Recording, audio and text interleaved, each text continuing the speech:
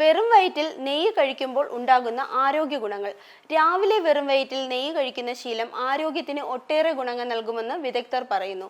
Anti ഓക്സിഡന്റുകളുടെ സമൃദ്ധമായ സാന്നിധ്യം മുതൽ ദഹന സംവിധാനത്തെ ഉത്തേജിപ്പിക്കാൻ വരെയുള്ള നിരവധി ആരോഗ്യ മൂല്യങ്ങൾ നെയ്യിനുണ്ട്.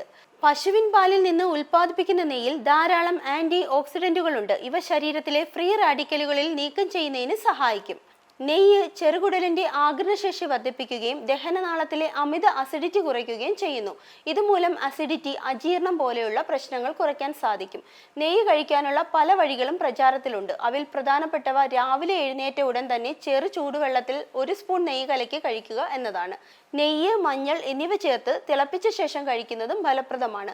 അമിതമായി ശരീരഭാരം വർദ്ധിക്കുന്നവർക്ക് നെയ്യ് ഒരു നല്ല പരിഹാരമാണ്. ശരീരത്തിലെ കൊഴുപ്പ് നിയന്ത്രിക്കുന്നതിൽ ഇത് പ്രധാന പങ്ക് വഹിക്കും.